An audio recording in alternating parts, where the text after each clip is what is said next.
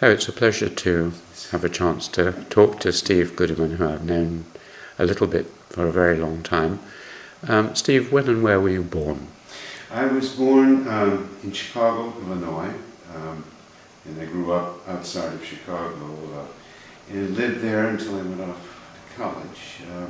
We lived in the suburbs, about an hour outside of Chicago. My father was a merchant, a high executive, and we lived well. I mean, I wouldn't call it upper class, but we certainly lived good, strong, I'd say middle class. I was, fortunate.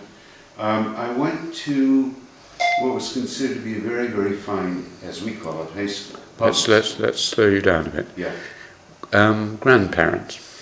My mother's father, my grandfather, maternal grandfather, actually he never went to college. His father had died early, but he was an architect, and he was an extraordinarily successful architect in Chicago.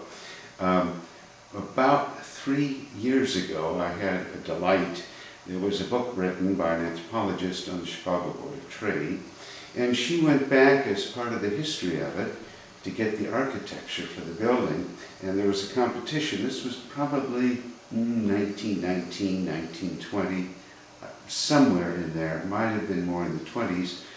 And she had a whole chapter on the architects. And so at the beginning of the book, she mentions me, and we come to this chapter on the architects, and my grandfather had participated, and I found it because I said, I know that drawing. There was a drawing of his. It's the only book in which I am both, I'm with him in it, with my grandfather, and I got a huge kick out of that. I don't know if the rest of my cousins did. He was a very successful architect. He was not, there's a famous Chicago, I'm interested in architecture but no expert, famous Chicago School of Architecture. Well, it starts back with well, even earlier than Frank Lloyd Wright. He was Prairie School, Mies van der Rohe, and so forth. My grandfather was more of a classical one. He was not a wild one in that. I won't go on about that, but it's very interesting, and I certainly wouldn't have the talent to be an architect, but I can see the pleasures in it and what it would have meant. My paternal grandfather died way before I was born. He was a chemist. He had a PhD from Columbia. I think taught there for a while. Became an industrial chemist, consulting before the big-time consulting things came up. Private concerns doing it, and in-house. I think he was successful for a while, but I think he was reasonably broke by the time he died, and which probably motivated my father to make sure that he was successful. And it could go on. There was a large family, I'd say, on both sides in the Chicago area. Most of them had come from Germany, and one part had clearly come from what's now the Czech Republic, Prague, and where there were, I think, one was a rabbi and so forth in Prague. His name was Alschuler. Alp School is in Prague, the old synagogue there. And they probably 1860, 1850 came basically either from the Czech Republic, Czechoslovakia, or from Germany, and moved to, not directly to Chicago, but to different areas. So my family had been there for a while, but nothing like England and so forth. And I think it's hard to characterize it, but of course Chicago was the home really of pragmatism, and Dewey and others who had a profound influence on the schooling system. So I went through what were called progressive schools, not sort of where you would move ahead on your own, and I was lucky, I think. It was very good. What about your grandmothers? My grandmother on the architect side was a very strong woman, and she wrote books on. There was one that was quite, at the time known, painting and personality, kind of into psychoanalysis and so forth, interpreting children's painting. And she was one of these, well, not quite a grande dame, but she very near it, involved in all different kinds of things. I think, I'll be honest, I don't think to the benefit of her 5 children, which my mother was one. She was right down near one. But I knew her. Yeah, I mean, she was alive. She was alive until she was about 90. And I knew her. I could see the difficulties it might be to be a child of hers. But she was all right with you? Yes, yeah. She would, I don't need to go into it, she'd play favorites. So for a while I was a favorite, but not forever. And my mother kept her distance from her, thank goodness. For all of this. But my father's side, his mother was older, and she must have died when I was 12 or 13. And I remember the funeral because people talked about she was also involved in charitable work and so forth in the Chicago area, but she seemed very, much older and constrained. Now, this is a total aside, but when I ever tried to picture what the Protestant ethic is like, and it seemed to me, I mean, I could just always picture her, and I'd say passed down in my family, thrifty, don't waste anything. Don't waste time, don't waste resources. And not flamboyant or anything. Now, I could be wrong, but I mean, I'm laughing about it. I knew that ethic before I read about it. What about your parents' characters as people and how they might have shaped you? You mentioned your father's position, but... Well, my mother, she never really, I think, settled happily into anything. My father... They're both dead, presumably, now, are they? Pardon? They're both dead now? Yes. Yeah, my father died actually rather young. They both died of cancer. So I'm assuming that's my fate. So far I've outlived my father. Pretty soon maybe outlived my mother. Who knows? I think in retrospect that my mother was supportive, but she could be quite critical of things that one did, and that is not the way to raise children. My father was very different. He was extraordinary. He's a very bright man, but he was a businessman. I don't think either of them really understood or highly valued education, but not necessarily being a professor or something like that. They could never quite understand, for example, anthropology, why anyone would do it. And maybe they were right, I don't know. But I mean, he was a businessman, very successful at it. And, but not, well, later, I think he did a lot of things. He would play with me, we did sports a lot, he was an excellent athlete. I think that he was very organized, very creative, I think, in his business, but also highly organized. I remember about the age of, must have been 10, 11, 12, and my desk was a mess. And he showed me how to organize my desk. Now that sounds simple. You put the papers here, you put them there, but it really, that stuck in my mind, that ability to organize. I notice you have an organized desk here. Absolutely, yeah. They're not in different piles. I remember asking about that. He said, well, no, he doesn't get them, but it's organized. I've always been organized in my work ever since. But I sort of had to learn it from him. But ever since, except when I'm starting into something, and then it's a mess, and it'll be a mess, and that's okay, because I know it will get organized. And so often when I talk, I go 1, 2, 3, I think the points in order. I mean, it's the way his mind would work, it's the way my mind worked, but that's just a minor one. He always emphasized to work very hard, but to have fun and to enjoy life. I do work hard, but I've carried that through, especially with our children, trying to get them to see all aspects of life and enjoy it. He was hard on you, that's too strong a word. he'd be disappointed in you if you didn't work hard. But he was always supportive, always very overly proud. I have an older brother, overly proud of his two sons. So yeah, a really extraordinary man anyways. Now I would say for a while in my 20s, some difficulties with him. We didn't always see eye to eye politically. Or, you know, and he was high executive in what was the second largest corporation in the country, or so. And then for anti-Semitic reasons, he should have been head of it. He was passed over, and that had a profoundly bad effect on him. He left that company finally, and that had been his life, and he had been the golden boy there. And then within 6 months, he went into the Kennedy administration. Jack Kennedy had just been elected, was there for 2 years, but he was not a politician type at all.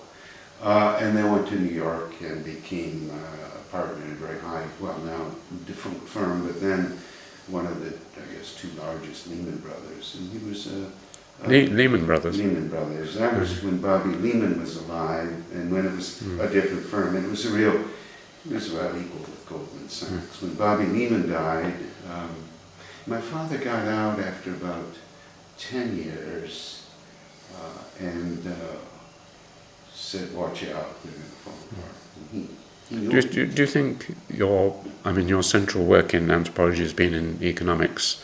Do you think that this has been influenced by your having a father who's... I think, I did go to the Harvard Business School at one point, and he wanted me to go into business with him, and we could have a business. He said I didn't want to do that. That's a different part of the story. I think yes and no. Of course, you're jumping ahead to my kind of economics, which is very resistant to formalist kind of analysis. Yes. He didn't. He might have had a little training in economics. That was not the kind of economics. I think the mode of thought, more pragmatic, would have influenced me. I don't think quite so. I took in college in the United States before I went to Cambridge. I remember I said, well, I'll take a course in economics. And there's a famous called Ec 1. And I remember, supply and demand curves and all of that. I really didn't find it that interesting. But at one point, the teaching assistant started making claims actually right about exactly what my father had done. He was talking about Sears Roebuck and Company and how they had a monopoly, and actually called it, I suppose, a monopsony on buying refrigerators and washing stuff. I mean, that was where my father started. So I said, "You're wrong," and then he got mad at me.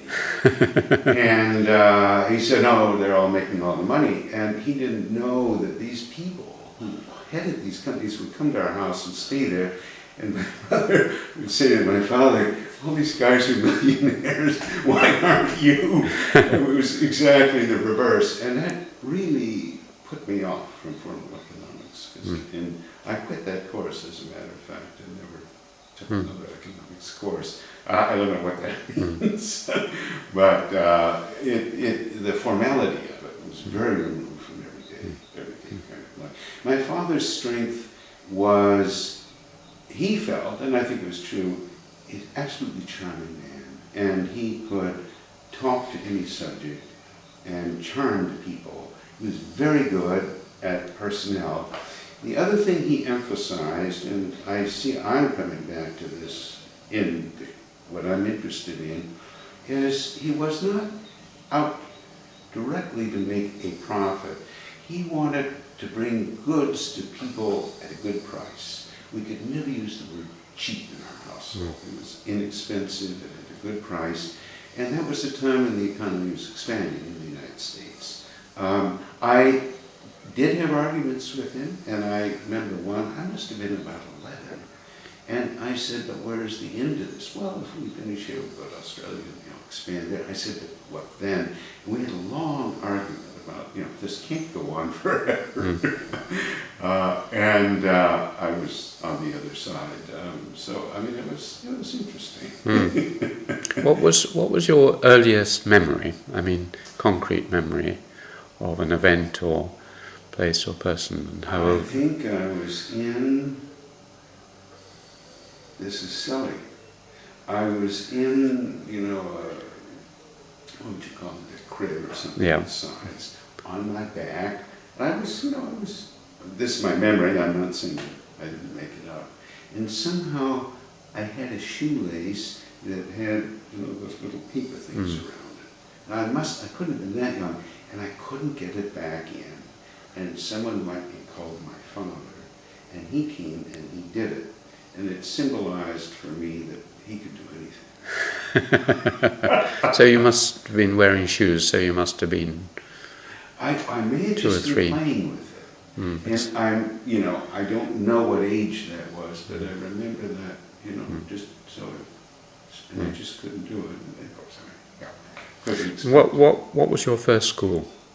My First school, did you go to a kindergarten kind of thing? I went to a nursery school. I mentioned my grandmother was into the schooling, and she had been promoting nursery schools. There's kindergarten, I think at the age of 5, junior kindergarten at the age of 4, and then nursery school at the age of 3. And she had actually helped put an extension on one of the schools for the nursery school. And I guess I went there at a very young age of 3. It was just all part of whatever, she wrote some books on it, and I don't know what, I mean, people do now, but it was sort of new, I think, then, people doing that. And then I went through kindergartens, and these were what we call public schools, of course. Yeah. And that's when public schools were still very strong in the United States. Unfortunately, we were known for mass education along with Russia, and that was a great thing. And, it still is in some areas, but it's gotten very complicated, and taxes, and we don't need to talk about all that, but that's really too bad. And then you went on to high school. High school. It was a well-known high school. And what age is that? Let's see, that's age, it's what we would call the 9th grade. Are you about 13, 14, 15? No, graduate when you're 18. So take away 4, I guess. So 14. Yeah, I guess. But between 8 and 14, where are you? There's what they call elementary school, and that was 1st through 6th grades. But if you were a little bit advanced, you go to the middle school at the 6th grade. So 6th, 7th, and 8th grades in the middle school. These are all relatively located in the area, and then you went to high school for the next four grades the way we do it.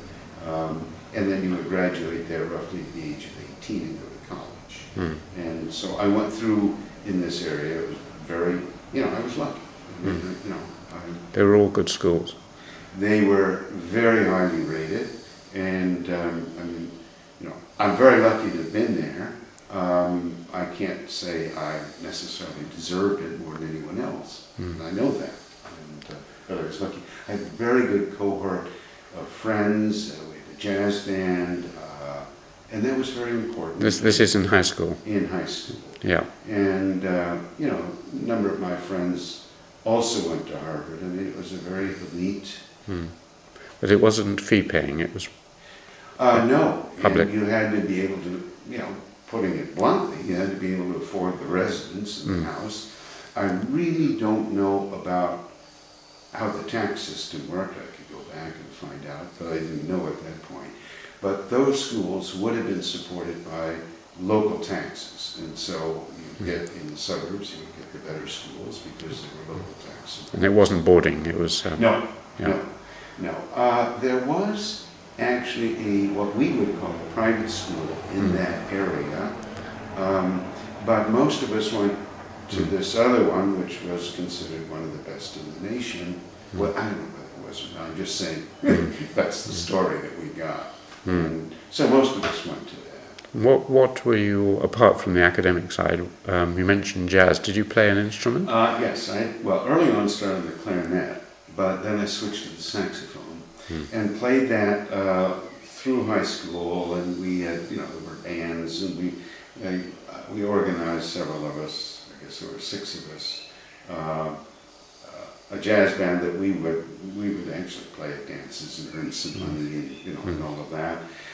There was a musical that I don't regard myself. I love music, but I don't regard myself as a very talented sort of player.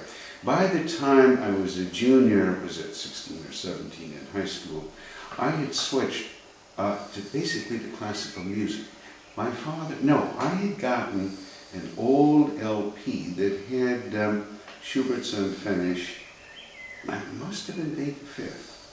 And then in those final years, my dad would bring me home, and he was not musical, LPs that I remember he brought home Beethoven's Ninth, and I would listen to it at night in bed, and I'd be awake for hours. And it went on from there. I mean, those are fairly simple, I suppose, straightforward ones, but I was entranced with all of that. To jump ahead, it was about 2 years ago. I mean, Mozart, and I got on to Haydn, and I decided to start listening to Haydn, and I listened first to the different orchestras and the conductors, and then I slowly acquired whatever it is, 103 or 4 symphonies. And then I sat down and I said, this is it, I'm going to listen to them all, which I did, and I still do, and I have them on my iTouch. It's very interesting that you could tell about, I can't remember now, about 40 or 41, you begin to see them really lengthening in depth. I have the same conductor all the way through, except for the London and the Paris symphonies. I also have Leonard Bernstein, and he's just, oh my goodness. But here in Halle, I'm deviating away from where you were at. Every time I can find an organ concert, and the organist here, and we get Bach and so forth, to the churches here. Of course, that goes to King's too, but that's probably not. I mean, I often ask people whether they feel that when they are fond of music or love music like you, whether they feel it has any relationship at all to their intellectual creativity and work. In high school, not particularly, I was always interested in math. And, there was a 4-volume book, a set put out called The World of Mathematics, Essays on Mathematics. And I got that and read a lot of those. And I can't remember all of them, of course they'd be dated, but there was one by, Sir James Jeans, on music and math. And it began to talk about the relation between harmony and so forth in the mathematics of it. And I don't remember the details, and that was a very long time ago. But I've always thought that there has to be, I think, not just math, but there's something, and perhaps in the kind of music I enjoy, although Stravinsky and others too, that there's a sense often of symmetry, of pattern, of organization. I don't know that I've never really tried to express it that well, but there's something there. Some people, as a result of that, actually deliberately use music. For example, sometimes when I'm going to write something which I think is important and difficult, I will listen to Handel. And it gets a sort of rhythm in my mind and an ambition. Do you ever? I'm the reverse. I do not listen to music, certainly while I'm writing. And to relax, well, I used to find, unknown to me, if I'm driving somewhere and I don't pay attention when I'm driving, all of a sudden something happens here, I'll be out walking, and I don't want to be listening to anything, and you don't force it, and it just comes. Whatever problem you're working on, doesn't always solve, but it will come that way. So it's quiet versus some other input. It's precisely being relaxed and quiet that works for me. Well, that's a theme I explore in all these interviews, so let's just pursue that a little further. I mean, there's a Latin tag, solvita ambulando. It is solved by walking. Okay. And most Dirac went for long walks, and most scientists have found. And Weber himself said, I never solved problems at my desk. It was when I left my desk and went for a walk. Good. Is this what you find? Oh, absolutely. I think the first time it really hit me was I had just returned to the United States, finished my dissertation, PhD, at Cambridge, and the PhD was partly about this ritual that apparently Kumbraska. I was working on that, and it was in my first year of teaching, and I was sitting at my office at the university and working on something, and there was something, another step, maybe the last step, was missing. And I remember getting up, and I just got up and I was going to drive home, and I'm driving, and boom. And I stopped, I think it was a convent, and I stopped in their parking lot, pulled a piece of paper out of what we call the glove compartment, and just, all I had to do was make a note or two, because I would never forget it. I thought, how appropriate, and that was it. I don't know how good or bad any one of these things happened here. I walk in from where we're at in the morning, and I'm not trying, and all of a sudden I know I'm going to write about this, and things just sort of, they're there, and then you sit down, and that's been the easiest of all. But it's absolutely just sort of walking. It doesn't always work, but you go out to walk to relax, or out to run to relax, which I used to do a lot, or just driving just to get somewhere. And it comes, which I think is it's obviously very interesting. I mean, it tells you about the mind and processing. And I often advise students now, just take your time, you'll get it. And it'll come. It's fascinating the way. Now, of course, one also wakes up in the middle of the night. And I mean, sometimes you think it's great, and sometimes it's wrong, but it just won't even stop when you're sleeping, when you're intensely into something. But that's... And when you wake in the morning, something has... I know that, not right when I wake up. I mean, it'd be in the middle of the night, and I go to sleep, but then I can't sleep as well because I don't want to forget it. But it, sometimes you write it right down. Sometimes it's just another step in the processing of it. You have to trust your mind and do it. It took me a long time to learn that. I wish I'd known that when I was really young. It would have been really good. Relax a bit more.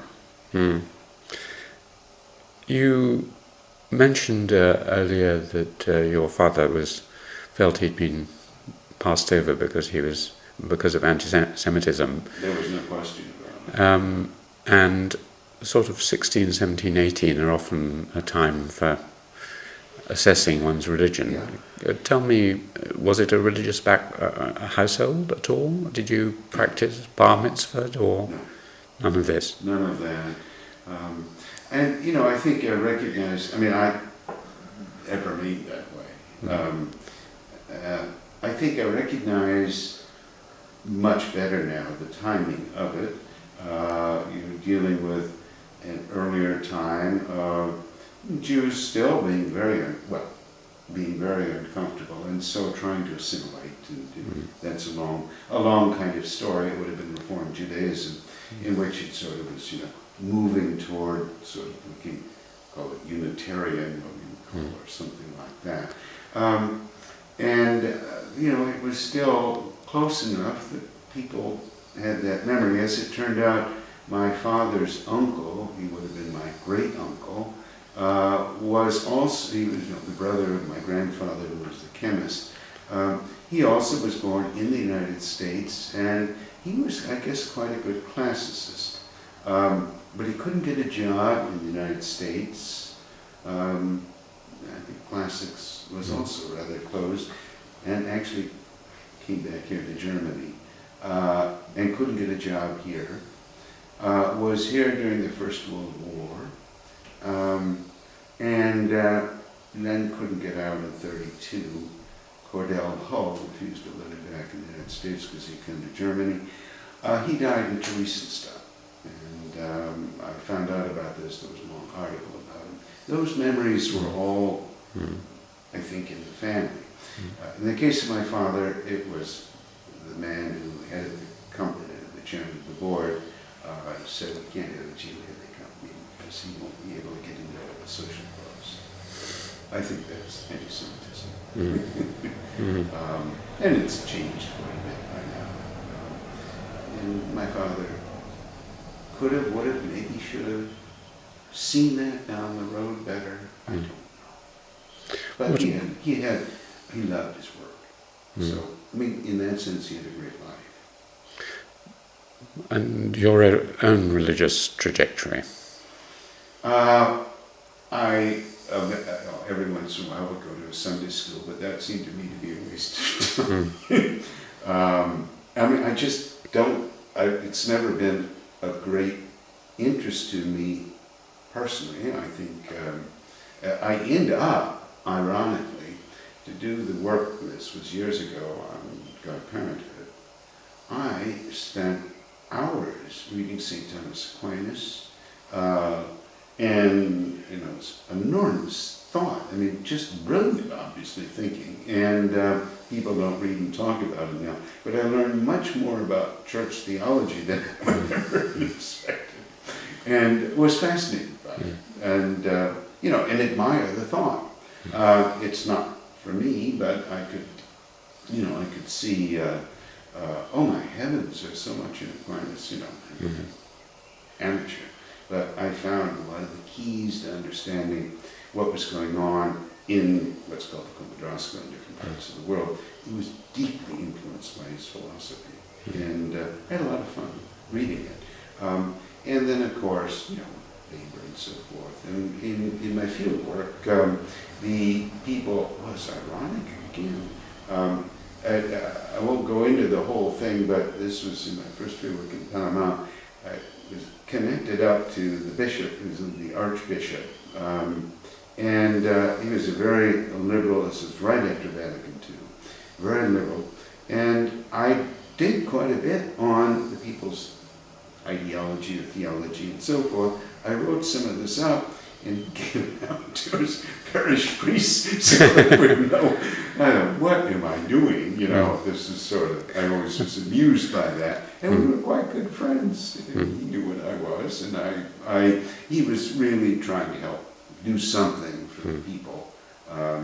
And explained as, well, they need to support, maybe this was his rationalization, they need to be able to support the church, so they need to be able to earn some money. So he was trying to help them do it. But he was, I think, in advance in his time. But, so I enjoyed, So you find it interesting looking in from the outside, but you're an agnostic, basically, or an atheist, or are these labels too crude? Or well, I'd say that's about the only mild disagreement that my wife and I have. I say I'm an agnostic, and she says she's an atheist. And she says hers cuts deeper than mine, because an atheist says God, and I say I don't know, and she says I'm admitting that there could be a God, and I'm saying no, I don't know how the universe started. Period. So I don't know what the label. I don't care about the label. I don't. But you don't believe in a personal deity or a life after death, or no, I do not. I think that's it. So you better, do it now. Now then, I'm not probably the best person to interview in all of this. Of course, then that leads you into, well, then what do you believe in? How do you ground your morals and so forth? And an anthropologist. You believe in the morals of anthropology. Yeah. What about the anti-religious? I mean, in Cambridge certainly, and with scientists, I often ask them about Richard Dawkins and the sort of attack on, or the argument that religion is actually dangerous and evil and so on. I haven't followed that. And who's that republished the book just 3 or 4 years ago? Attack as well. Well, I think those are good questions. The problem is there are all kinds of ways in which we move into, obviously, aggression, totalitarianism, and so forth. And it's a very complicated balance. In the broadest sense, religion, if you want, is a kind of, for me, it's a commitment to some kind of community, and humans do that. And then at the negative side, as Sir Isaiah Berlin pointed out years ago, brilliantly, I still love that, his essays on liberty. The negative side is, of course, that it can become exclusive, it can become totalitarian, it can become, this is the right way, obviously.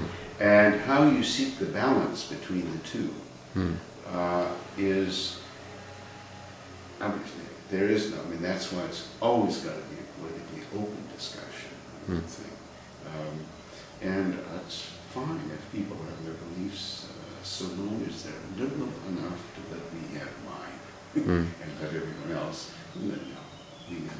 I don't think you want to spend all this time talking about that. It's a very current issue that has to do, obviously with Islam and so forth. Well, maybe we'll come back to it. One thing that often happens at high school or maybe middle school is that 1 or 2 individual teachers have a big influence. Did that happen at all in your case? Was there anyone you remember as being important? There were some that were, for me, better than others. And I would say that, by and large, that didn't really happen until I got to Cambridge, when the world exploded intellectually. There were some that were good, and I was a reasonably dutiful student and kept working hard. I'd say the same in college. I had some who were very nice to me, but, I was a bit entranced in college with Parsonian sociology. And I got rid of that fairly, one goes through different kind of bumps. But I didn't directly work with him, with one of his, people who was one of his teaching assistants. But and there were others who were very nice to me. But intellectually, in terms of coming out of the shell and just being entranced with the world, it didn't really happen. What were your subjects that you specialised in at school? When are you talking about in college? High school. High school, you took a regular thing. You would take language. I did, certainly, you have to do all these years of math, and I did, and I did that. I always enjoyed math. I'm not, a great mathematician, but even in college, I did several years of math. It was always fun. And you do chemistry and some biology, and arrange not too many options, history and so forth. You like them all? You're interested in them? Yeah, I would say so. Something like math was always, I'd save it for last, sort of for relaxation. There's nothing, not some higher order thing. Most of them, I enjoyed them. I don't feel that one subject stood out over the others. I didn't know what I wanted to be when I left high school.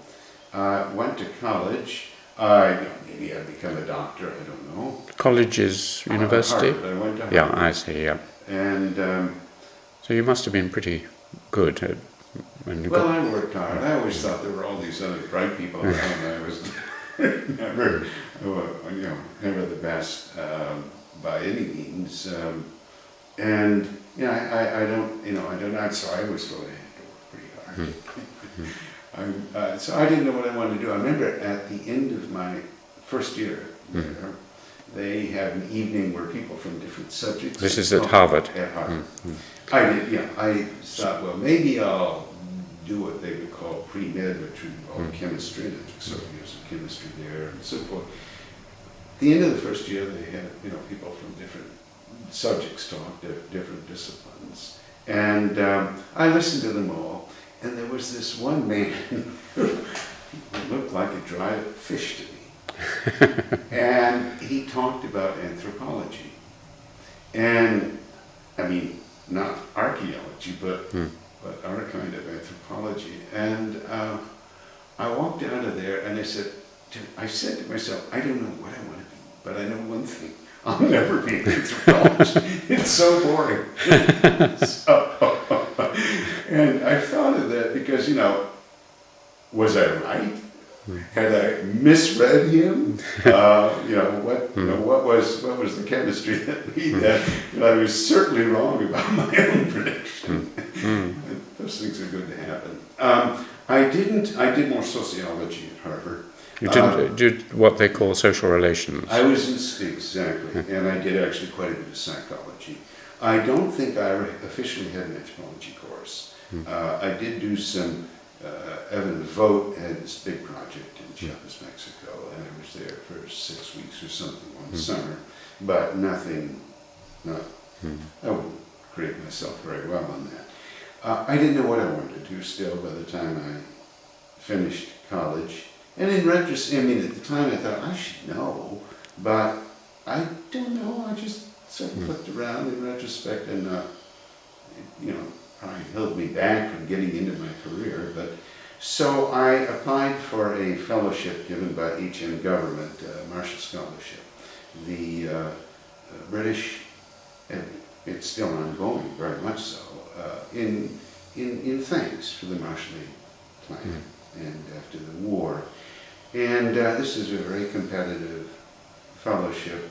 I think there were 24 in the country. It's supposed to be given to smarts. And I was lucky and got one. I don't know quite how. I didn't know what I was going to do. So there was not even sociology. So I said, well, I'll have to be social anthropology. And the only one that had, I was not really into a PhD, the only one that had an undergraduate program was Cambridge, which was the Tripos Part 2. And I wasn't ready, I didn't even know who Evans Pritchard was or anything else. And then I knew that there was this beautiful chapel in one of the colleges, and it looked like there was some anthropologists there. So I said, I want to go there.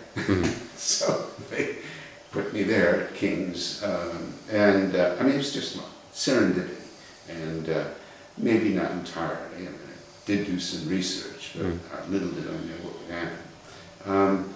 So I showed up there. This is in 1960? 1961. Yeah. A long time ago.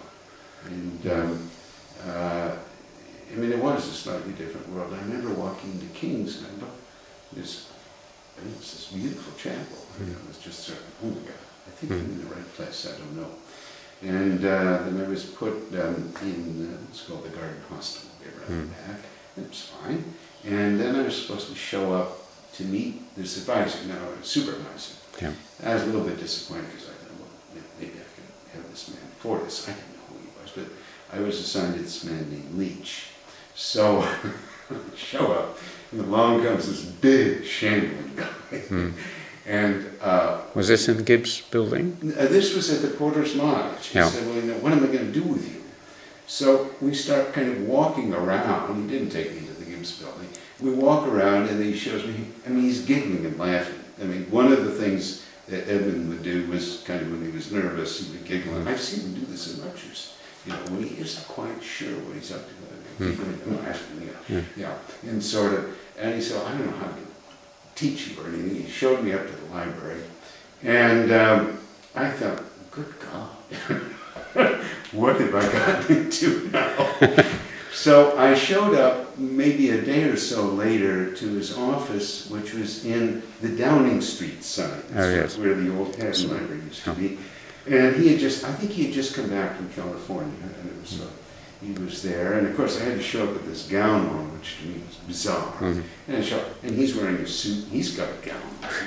And I sit down in this wooden chair, and in comes this other man. And he's also dressed in a suit, and he says, I want to borrow that book. And Edmund says, no, you can't. You haven't returned the other one. So this guy who comes in grabs the book, and the two of them start wrestling. And then I said, oh my God, what am I doing? You know, well, that was Rail Fortune. And so, whom I also got to know and absolutely, really appreciate and his work. So Edmund throughout was always kind of saying, well, why don't you read what you want to read? And so I did some of that. I mean, I didn't know. I mean, and I think he probably put me on, after political systems and kinship and marriage and stuff, and it certainly looked weird. I remember reading Radcliffe Brown, and I said to him, this is like Parsons. And he looked at me and said, no, it's not. That was the most wonderful year. I remember, I thought... This is a prelim year, isn't it? Yeah. And I did not work very hard at all. Then I'd read a little bit this, and a little bit of that. But Edmund, I'd come in, and he knew how to handle me. Or maybe that's the way he was. I'd come in and make some outrageous comments about a book, and he just loved that. So, which was, I mean, that's just the way I did it. And then I'd say, well, what do you think? He would never answer. He would, he wasn't interested. But then after about 30 minutes, he would often start talking about something. And I go, oh my God. I mean, it was just a brilliant response, it seemed to me at the time, to whatever the broader issue was. It wasn't just, the narrow thing. And he'd walk out of there just really excited. Years later, I read, I think it was Keynes said, Essays in Biography. And or Persuasion, Essays in Persuasion, perhaps. Yeah, and anyway, yeah. I think there is that, but I think there's a biography. Yeah. And it's got these different people, and he tells about his teacher, Marshall, and back at the turn of that century, and going and coming out of a supervision with Marshall into the wet, dark night of Cambridge and carrying books and thinking that he was looking at and studying the most important thing in the world. And that's, I think, the way I ended up in that first year with Edmund, even though I didn't do much work. But there was that tremendous charisma of his. And he, more than any other teacher, would encourage me, and it was more than just Edmund. I mean, it was Cambridge, to think independently and to look critically. Obviously, Edmund. But it was more than just that. I loved being in the college and spent hours talking to people and just sort of politics and everything just opened up, novels. So I didn't really focus. I still didn't know much anthropology. I didn't really focus on it. Well, how is it different from Harvard? I imagine Harvard was like this. Well, Harvard, you'd have courses, and the courses would be in blocks of semesters, fall and spring, and then you'd have exams as you go through it. And then that course would end and you'd start another. And it would be very much more based on lectures. Whereas at that time, Cambridge, there were lectures, but it might be once a week on ritual or once a week on kinship or something. And I certainly went to Meyer's lectures, but it was not the same kind of intensive lecture. I mean, it was 6 or 7 lectures. And you were supposed to learn a lot of it, obviously on your own and with your supervisor in that sort of way. And you didn't have exams. I mean, I was not used to this. I loved it. So and, I've always looked back and said, should I have worked harder? And, well, I don't know, I didn't. And it was, what I began to feel, and I give the credit to Edmund, but it would certainly be others, this sense of discovery that, certainly with Edmund, I still feel this about anthropology. There's something to discover in there behind all of what's here. And you're always after that kind of, there's something there that I'm going to uncover, that I'm going to understand, that I'm going to, it's a great big puzzle in some ways. And that's just kept me going year after year. I mean, originally, of course, with Edmund, there was, structuralism. Or this was just the time when he was into structuralism. As were some of us. It was Edmund's high time. And of course, Levi-Strauss was coming in. And that, so there was this, he had done, Macfarlane cross cousin. That was earlier, but now we're coming out the Garden of Eden story and Solomon and all these others, and he was very much into it. And of course, Levi-Strauss. So this was just, oh my goodness, working on about the universe with this. At least I thought so for a while. And this is when he published Rethinking Anthropology, and I got there right after he had published it, and we all read that, and just thought this was the key. I think with Edmund, it was always it's been very difficult for me to figure this out. He would publish these things which would be enormously popular. I mean, he really was a wonderful writer. And that they haven't obviously, well, I shouldn't say this, not everyone would agree with me, I don't think they've lasted that well.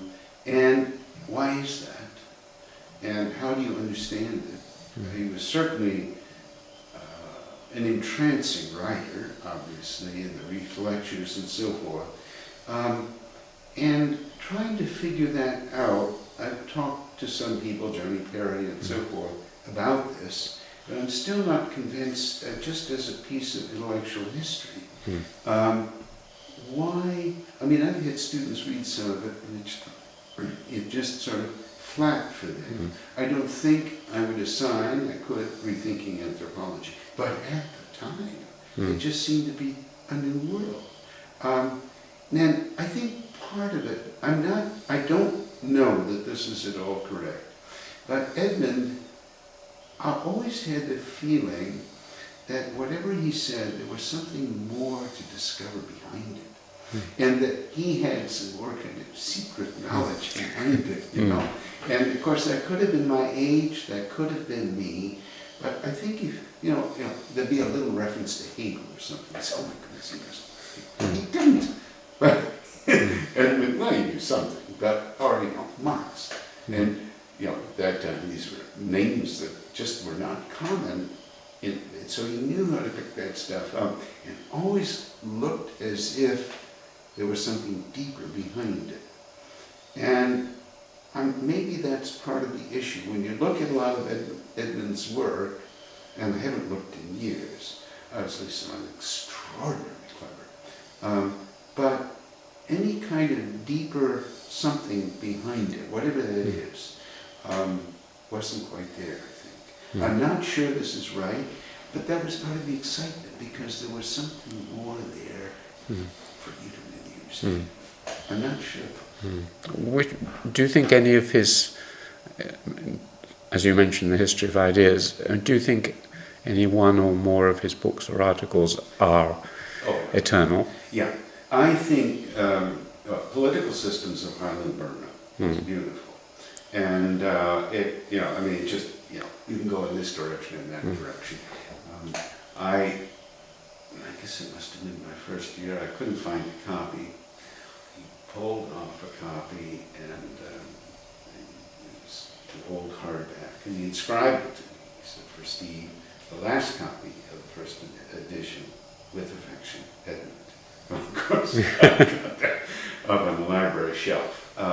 And that book is still, I think that's, there are a lot of people critiqued it and all of that, but the ideas he was, playing around, fumbling with some ideas. I still think that the Macfarlane cross-cousin marriage essay is, these are wonderful. Yeah, I put those above all. Animal categories and verbal abuse, and come on, that's good. And I don't necessarily assign them to students now, and I just don't know. Some of that kind of ways of going at it has been out of favor, obviously, particularly in the United States. Maybe it'll come back in. Those are really very, and there are others too. And you could make a list, but those really stand out to me. Yeah. Who were the other? You mentioned you went to other lectures and your other teachers, and perhaps more in your third year. I was just there 2 years. Yes. Yeah.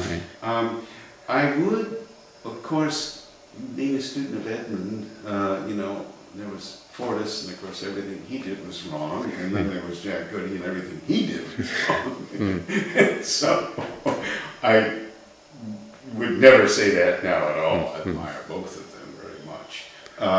I went to lectures by Fortis, and I learned. Where I really learned was Meyer was very nice to me and allowed me to attend sort of the seminar for postgraduate students and members of the staff, where people would be talking about their fieldwork, and he let me into that. And that was held, the original one, in the Gibbs building. In his room, yes. And I think I learned a lot of anthropology by listening to the questions that people asked. I began to learn, particularly Meyer. He was always in a certain kind of vein, but very good. I remember at one point him talking about a shanty and how a baby, if it died before 8 days, wouldn't be buried, and then he got off into citizenship. And I mean, it was a really, I learned, I didn't have to, well, of course you have to read, but I learned a lot from the kind of questions, and you see the angles that they had. And of course, Jack, he was writing Death, Property, and the Ancestors then, and I went to his lectures, and we had, inheritance, and Louis, Lodiga, and I would learn a lot from the kind of questions that they asked, and you see where their minds are at. And that, I think, really sticks with me. Rayo, whenever a visitor would come, a number of us had learned, some lecture, we'd sit near Rayo in the back, because he would mutter something. And he'd mutter just a word or two, and then we'd spend the rest of the lecture figuring out what was the connection between Rayo's word in the lecture. There was one time I heard him say, Rousseau. That one took us a while. But you always learn from this. And that's a more extreme kind of case. Was he a lecturer then, or? I think so, yes. But he was also going off to, little did I know at the point, going off to lectures in physics. I didn't know that there's a whole mathematical deduction named after him. Yes. The fortune theorem. Fortunato or fortunate, I think, numbers or something. And he would accost me and say, "You should go into physics." He was very nice. But did you go to lectures by him or not? No. I'm not sure he was lecturing. I think it was, if I can say so, an embarrassment for them. And I'm not sure he did any supervisions, but he was around, and he would come. One time I was talking, trying to work through my fieldwork. I think I was talking about the Compadrosco, and from the back comes this voice, "Who do you think you are, God?"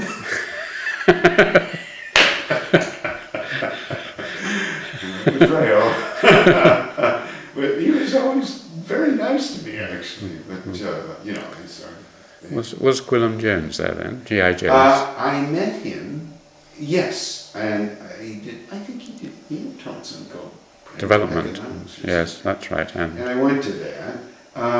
It's only years later that I actually met him and kind of really talked to him. So I really didn't know him. You're right. But I didn't see much of him. Ray Abrams was just coming in. I think Martin Southwold was off final kind of years. Audrey Richards, I never really knew her, very well. I've come to very much admire her work. I remember going to a series of lectures on methodology by her, and was very wise, really wise. I really admire Landlager and Bemba, and it's a really fine work, and I wish people appreciated some of those things a bit more. I didn't really know her. I went to some seminars and lectures, but didn't really know her. And who were your contemporaries as undergraduates? Was Johnny Parrier? He was, when I came back, I had, in the Tripos year, there was Andrew and Marilyn Strathern, Nick Peterson, who was in King's with me, Jeffrey Benjamin, I'm missing something. Carrie wasn't there. No. Then, you see, I still didn't know what I was going to do, so I went back to the Harvard Business School and did 2 years there. And knew then, but what I was going to do. And that, when I came back, people like Johnny Perry were there, and Carrie, I can't remember whether they were, I think they were coming back. And then I went out right away and did field work. And I think by the time I came back, I mean, I was sort of delayed adolescence, whatever you want to call it, and sort of slow in getting into things compared to all the others who just seemed to be able to do it. Carrie, Johnny Perry, Keith Hart, with whom I've had long-term conversations and relationship. What I left out was in my second year of the Tripos, Adam Cooper arrived, and we became and have remained great friends ever since. That was one.